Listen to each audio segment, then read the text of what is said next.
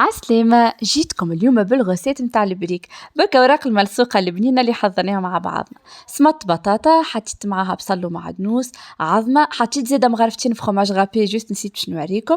وتوا باش نبدا نفورم الملصوقة متاعي. شوفوا الملصوقة محليها، خرجتها عندي ساعتين من الكونجيلاتور، تقول تو طيبتها.